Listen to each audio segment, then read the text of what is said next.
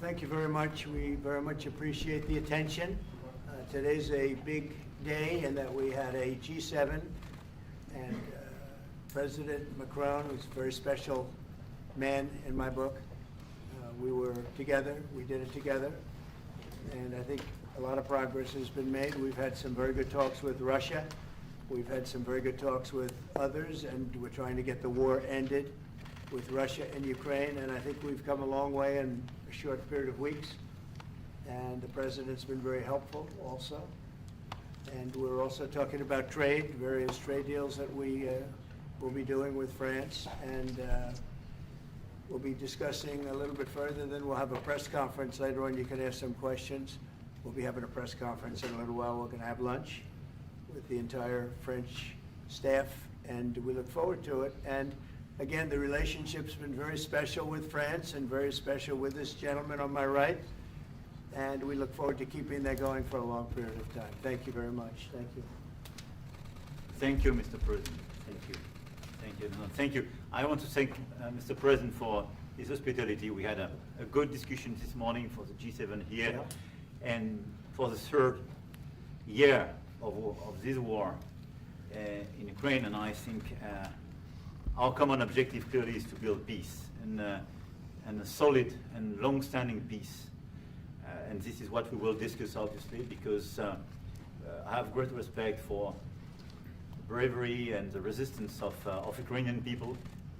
And we do share the objective of peace, but we are very aware of the necessity to have guarantees and solid peace in order to stabilize the situation. I'm here as a friend because through centuries we've been friends, and we are personal friends, as you mentioned it, because we work very well together. And I think the US and France always stands on the same side, the right side, I would say, of history. Mm-hmm. And this is exactly what is at stake today. And this is a very important moment for Europe as well. And I'm here as well after discussions with all my colleagues to say that Europe is willing to step up, to be a stronger partner, to do more in defense and security for the continent, and as well to be a reliable partner and to be engaged on trade, economy, investment in a lot of topics. So I'm very excited by the discussion we will have, and obviously we will follow up. And I want to thank you again, Mr. President, for your presence for Notre-Dame de Paris. It meant a lot for French people, and I want to thank you for that. That's the cathedral, and they've done a fantastic job. The President's done a great job in bringing it back. That was a terrible thing, like, what, 5 years ago? Yeah. Watching that burn was a very horrible sight, and you've done a fantastic job in bringing it back, so I congratulate you. Thank you for being here. Thank you, Thank you President. very Thank much. you. Anybody want to ask a question or two? Is that a foolish question? Thank you, Mr. President. Ukrainians on the critical minerals deal. It looks like we're getting very close. The deal's being worked on, and we're, I think, getting very close to getting an agreement where we get our money back over a period of time. But it also gives us something where I think it's very beneficial to their economy, to them as a country. But, you know, we're in for $350 billion. How we got there, I don't know, but that's a lot of money, a lot of money invested, and we had nothing to show for it. And it was the Biden administration's fault. The Europeans are in for about $100 billion, and they do it as in the form of a loan. And the Europeans have been great on this issue. They understood it wasn't fair, and we were able to work something out. But with the Ukrainians, I think I can say that we're very close. Scott's around here someplace, and I think we can say that we're very, hi Scott, I think we're very close. Do you have something to say about that, Scott? We are very close. The Good. 1 yard line. All right, good. Mr. President, Mr. President. What? would a minerals deal include a security guarantee for Ukraine? Well, it'll be, Europe is going to make sure that nothing happens. I don't think it's going to be much of a problem. I think once we settle, there's going to be no more war in Ukraine, and you're not going to have it's not going to be a very big problem. That's going to be the least of it. Mr. President, we're hearing from some Greek media reporting that the U.S. has agreed to shut down a military base in Greece that's been a logistical hub for NATO. That who shut down? That the U.S. has agreed to shut it down at the request of Turkey and Russia. Is that at all true? Marco, do you have anything to say about that? Please. Sir, that's a no. That's a no. Mr. President, Mr. Is it a President. no? You say? It's a no, sir. It's not a correct story. Thank you.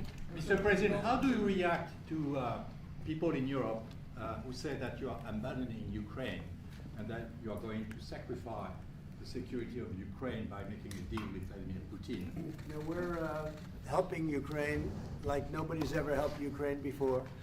And I can say this, if I didn't become president, Ukraine would right now still be at a level where there would be no even thinking about a peace.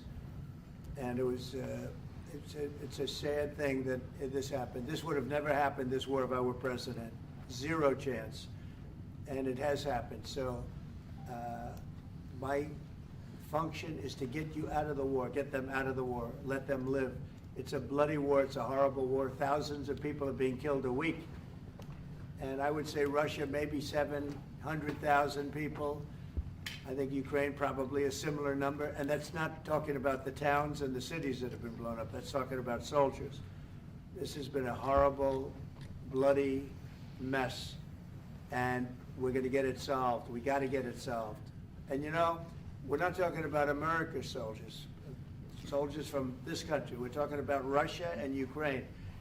But on a humanitarian basis, we have to get this very, very bloody, savage problem solved. And I will say this also, it could lead to World War III if it's not solved. You know, there'll be a point at which it's not going to stop at those two countries. Already there's such involvement from other countries. And it could really lead to a very big war, World War III, and we're not going to let that happen either. Would you support the idea to send European troops in Ukraine to back the ceasefire? European troops may go into Ukraine as peacemakers. So when the agreement is done, they can watch that everything's followed properly. I don't think that's going to be a problem. And a lot of the European countries, I think, I don't want to speak for France, but I know that the president's talked about doing that also. I think that'll be a very good day when we can go in as peacekeepers as opposed to what's going on right now with everybody being killed. Will they So. have U.S. backing, those troops going into Ukraine? Will they have U.S. backing from U.S. troops? Well, we're going to have a backing of some kind, and obviously the European countries are going to be involved, and I don't think you're going to need much backing. I think that's not going to be a problem. Once an agreement is signed, Russia's going to get back to its business, and Ukraine and Europe are going to get back to their business. I don't think it's going to be a problem. Mr. President, Can you talk about will you Doge? meet with President Zelensky soon? What? Will you meet with President Zelensky soon? I will be meeting with President Zelensky. In fact, he may come in this week or next week to sign the agreement, and which would be nice. I'd love to meet him. Would meet at the Oval Office. So the agreement's being worked on now.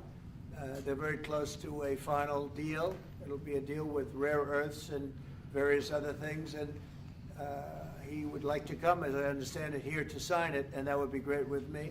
I think they then have to get it approved by their council or whoever might approve it, but I'm sure that will happen. Monsieur le Président Macron, est-ce que vous pouvez commenter ce qui a été dit par le Meeting with Président Trump? President Putin also, yes. I don't know when we speak. We're trying to get this thing worked out, but yeah, at some point I'll be meeting with President Putin too. Monsieur Macron, s'il vous plaît, est-ce que vous pouvez nous dire quelques mots en français? Mr. I President. can say a few words in French. Yes, yes. Non, le président l'a dit, je pense que c'est un moment important. C'est un moment important de la discussion. On veut bâtir la paix en Ukraine et le bilan qui a été rappelé, une réalité, il y a d'1 million de morts et de blessés depuis le début de ce conflit et de cette guerre d'agression. Notre volonté, c'est que cette paix dure, parce que nous avons déjà eu un cessez-le-feu et une paix qui n'a pas été respectée. C'était les accords de Minsk, 1 puis 2. Et donc le corps de cette discussion, c'est de s'assurer d'abord qu'il y ait un cessez-le-feu, ensuite que les Ukrainiens soient impliqués. Et je pense que ce que vient de dire à l'instant le président Trump est très important, c'est-à-dire qu'il va rencontrer rapidement le président Zelensky pour signer cet accord sur les minerais critiques et les terres rares, et que c'est aussi un moyen d'avoir une implication américaine forte. Les Européens sont prêts à prendre leur charge sous des formes diverses de soutien à l'armée ukrainienne, de présence, y compris pour pour s'assurer que la paix soit durable. Et l'implication dans la durée des États-Unis d'Amérique à travers cet accord est une bonne chose. Et donc tout est encore à construire. Et je ne veux pas préempter les discussions. Mais nous partageons le même objectif. Et ce qu'on a discuté ce matin, pendant 1 heure après la visioconférence ensemble, et ce qu'on va continuer de travailler, sont pour moi des bonnes avancées. Et l'annonce de... Est-ce que l'intégrité territoriale de l'Ukraine est encore un objectif has already crédible? spoken about this just a moment ago.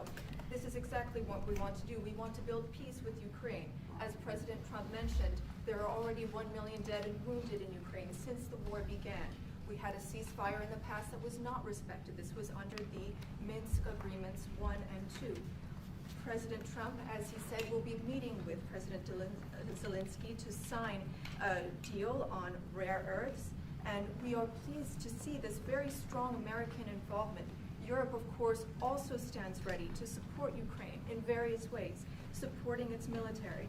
And we don't want to preempt any sort of discussions that are currently underway, but we do share the same objective of building this lasting peace.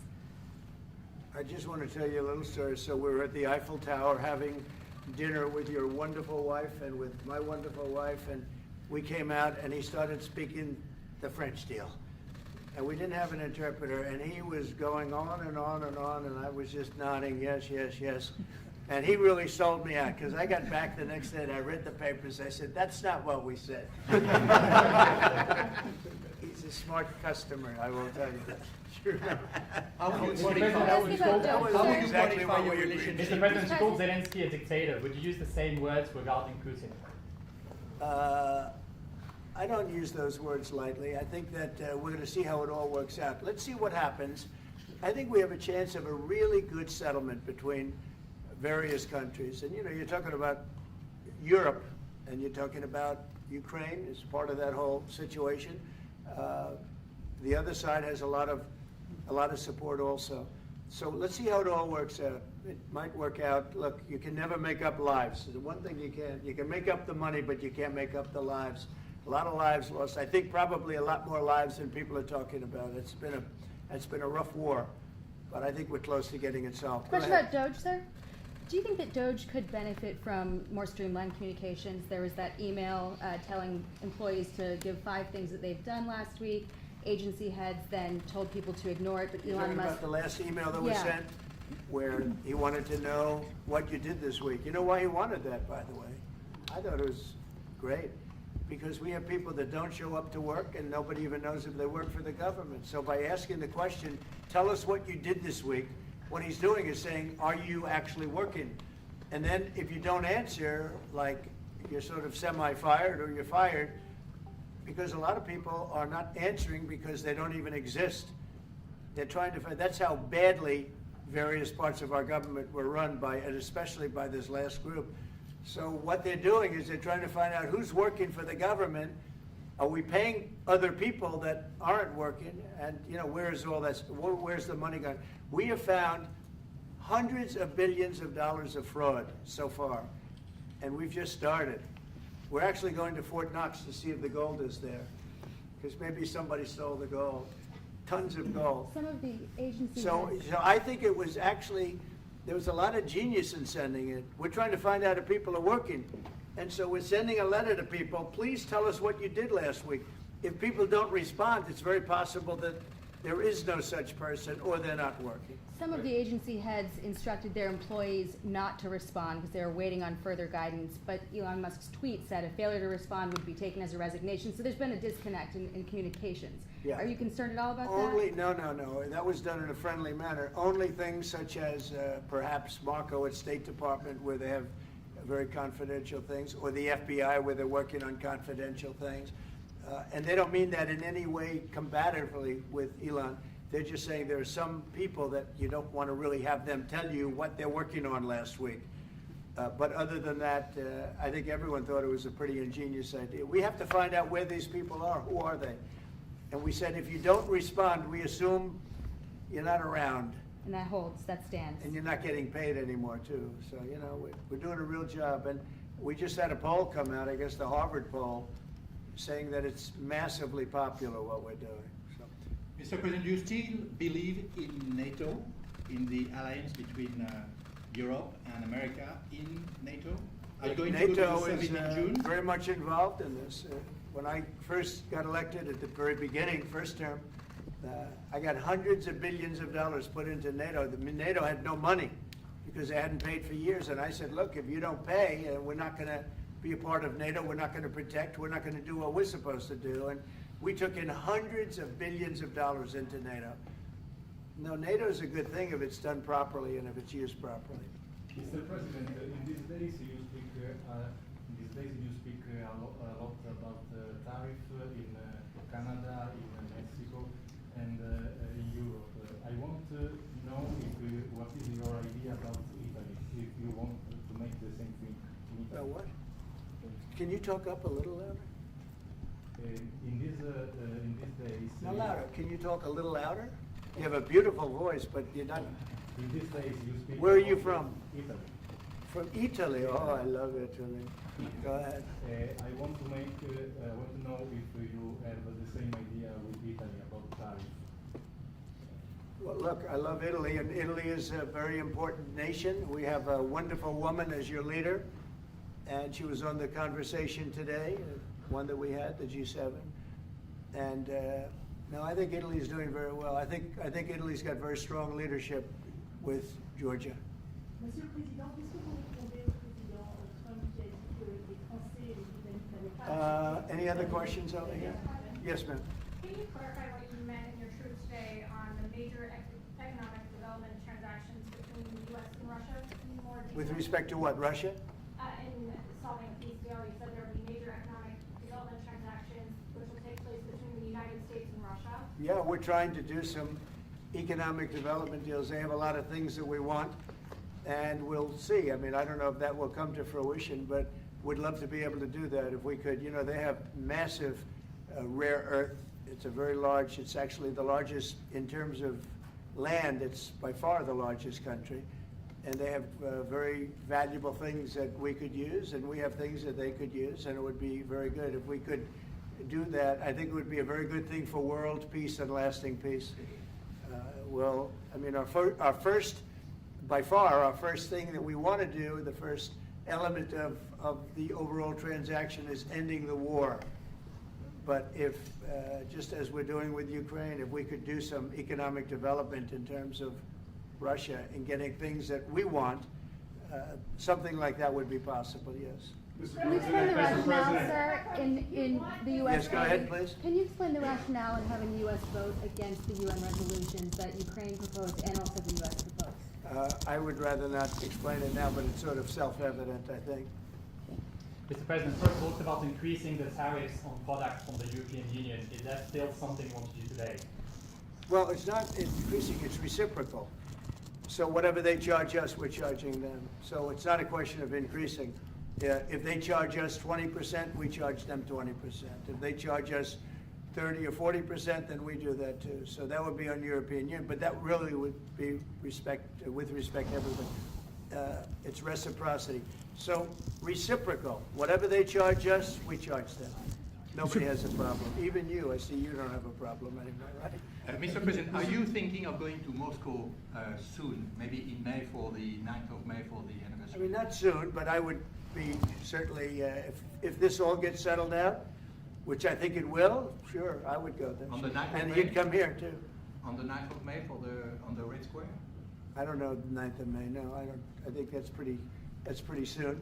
But no, at the appropriate time, I would go to Moscow. Monsieur le Président, est-ce que l'envoi de troupes françaises I ou think the européennes war est can end envisagé en soon. Ukraine?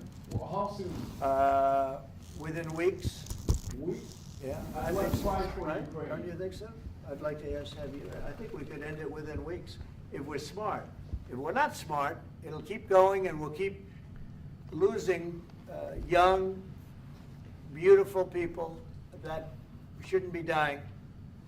And we don't want that. And remember what I said, this could escalate into a third world war. And we don't want that either. Mr. President, your envoy Steve Witkoff suggested a temporary ceasefire in the conflict, but the Russian government has denied that out of hand. Are you worried that they're not dealing in good faith? No, I think they, at some point, will agree to that. I think they probably wanted to. And I think once you have a ceasefire, it's going to end, because they're not going from a ceasefire back to war. I think people have had they're full. I'm just glad I was able to help because there was no communication with Russia until I came along. Biden didn't communicate. He couldn't communicate with his own child. So Biden didn't communicate. He couldn't, it was terrible. He hadn't spoken to Putin in 3 years. You're trying to end a war. People are being killed. Every week, thousands of people are being killed. Soldiers, in this case, mostly. Also towns, you know, as missiles go in and back and forth. No, it's a shame. This should have never happened. This is a very sad, this is going to go down in the history books. This is a very sad moment because that should have been stopped. That should have never started. And if it did start, it should have stopped the first week, not 3 years later. Okay? Je vais répondre, if you allow me, because I have juste, je pense que plusieurs questions de vous et de votre collègue qui ont été posées en français et qui rejoignent les questions posées par les collègues américains. D'abord, cette discussion est utile et construire la paix est une nécessité. La deuxième chose, c'est qu'il y a aujourd'hui une capacité de dissuasion qui est restaurée et que c'est ce que veut dire le président Trump quand il dit qu'il n'y aura plus de problème. Je pense que la force du réengagement américain aujourd'hui, c'est en quelque sorte l'incertitude aussi pour le président Poutine. Et donc il y a une capacité de dissuasion qui est là, qui permet de sceller d'abord sans doute une trêve, la capacité à vérifier que cette trêve est respectée, et ensuite un accord de paix qui permettra de reconstruire l'Ukraine, mais de lui apporter aussi les garanties de sécurité. Dans le cadre de ces garanties de sécurité, nous pensons que nous avons notre rôle à jouer. Et donc, on verra à ce moment-là de la discussion, je ne veux pas l'appréhender, ce qui est nécessaire pour que l'Ukraine puisse rester un pays souverain. Et d'ailleurs, dans les discussions entre l'Ukraine et les États-Unis d'Amérique, il y a cette question d'une souveraineté ukrainienne qui est respectée. Et donc, nous, ce que nous avons préparé en particulier avec nos partenaires britanniques, dans le cadre d'un travail très étroit qu'on a mené ces dernières semaines, et partagé avec tous les pays européens et alliés qui sont prêts à s'y joindre, c'est l'idée de dire on est prêt à apporter ces garanties de sécurité. Les conditions, elles doivent en être définies. Par l'envoi de troupes. Elles doivent être définies par l'accord. Ça peut aller jusqu'à l'envoi, comme l'a dit le président, de troupes qui iront observer que la paix est bien respectée, qui iront se positionner, pas sur la ligne de front, pas pour justement, en quelque sorte, être dans le conflit, mais marquer une présence comme une garantie. Il y a d'autres moyens de soutenir qui peuvent être des soutiens accrus et capacitaires à l'armée, des structures nouvelles. Et je pense aussi que l'accord qui est discuté, le président l'a dit, la crédibilité américaine qui est mise dans ce moment, c'est aussi montrer que chacun est dans son rôle, mais que nous avons une unité, Européens et Américains, et donc avec une forme de garantie que les Américains prennent par la discussion sur les minerais critiques qui sont en train de finaliser. For Macron, on That is the most beautiful language. I have no idea what he's saying, but that is the She will most translate. elegant, beautiful language. Go ahead, please. This is a question that was asked by several.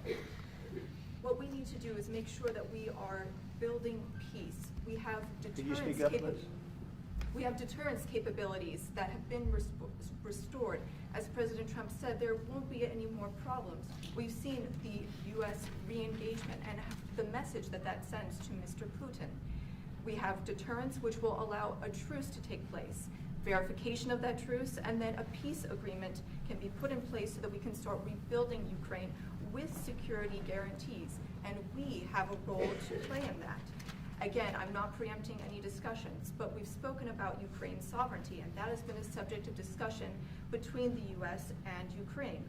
We have also been working closely with our British partners this week. We've shared this information with other European countries, and we are ready and willing to provide those security guarantees, which could perhaps include troops, but they would be there to maintain peace. They would not be along the front lines. They would not be part of any conflict. They would be there to ensure that the peace is respected. Our assistance may include other capacity building, perhaps for the military. We see U.S. credibility here. We each have our role to play, but it will be done in a united fashion. Mr. President, do you think that Ukraine should give up a part of its territory?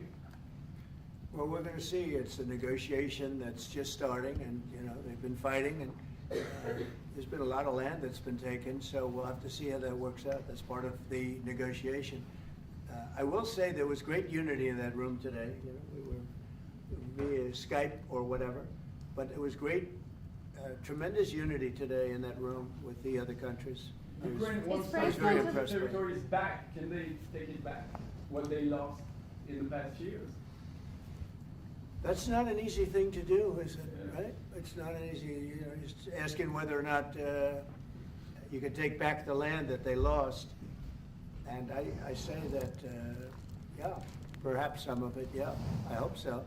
But that's not an easy thing to do. But not For everything. Macron on the frozen It's Russian going to be assets. something we're talking about. Will you For convince Macron Vladimir and the Putin Trump- to accept the European troops as peacekeeper, would you think? Yeah, he will accept that. He will accept I've it? asked him that question. You talked to him? I've asked him that question. Is said France yes? going to lift the block on the Because 300 he's billion? not, look, if we do this deal, he's not looking for more war, he doesn't mind, but I've specifically asked him that question.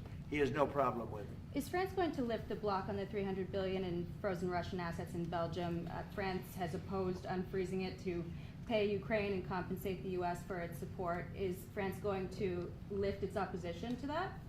This is, I mean, we speak about frozen assets. We already used them to back precisely the loans negotiated at the G7. And it's part of the sanctions, so it will depend on the follow-up of the discussions. But clearly, we respect international law. It's just frozen assets now. You can take the proceeds of the frozen assets, but you cannot take the assets themselves because it's not respecting international law, and we want to respect international How law. is one different than the other? You can take the proceeds from it, how can you not take Because the it's assets? very different. You keep the assets, you take the proceeds because they are paralyzed in a certain way. You take the proceeds during the wartime, but you keep the assets, and it's part of the negotiation at the end of the war. Because, I mean, this war costed all of us a lot of money. And this is the responsibility of Russia, because the aggressor is Russia. Should the US be compensated? So at the end of the day, this frozen asset should be part of the negotiation, all in all. Will France support the US being compensated? I support the idea to have Ukraine first being compensated because they are the one to have lose a lot of their fellow citizens and being destroyed by these attacks. Second, all of those who paid for could be compensated, but not by Ukraine, by Russia, because they were the one to aggress. Again, just so you understand, Europe is loaning the money to Ukraine. They get their money back.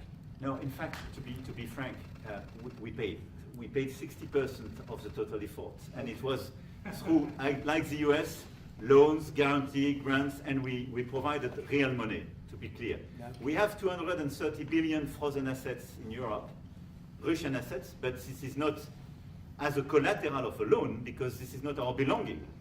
So they are frozen. If at the end of the day in the negotiation we will have with Russia, they're ready to give it to us, super. It will be loan at the end of the day and Russia will have paid for that. If you This is my believe wish. that, it's okay with me. Mr. President. If they get their money back, we don't, and now we do. But, you know, that's We will only fight fair. both. Mr. President, do you think Russia should be the one that pays everybody back? Are they the aggressors? Well, we're negotiating everything, and everything's on the table, and we'll see if we can get some land back, and we'll see about a lot of different things. And we're gonna be making a little speech and say a few words in a little while. We're gonna have another meeting, a luncheon meeting, and we'll see you in about 2 hours. Okay? Thank you very much, everybody. Thank you, Fred. Thank you, Fred, for moving out. Let's go, let's go. Moving out, Cameron. Thank you very much. Thank you.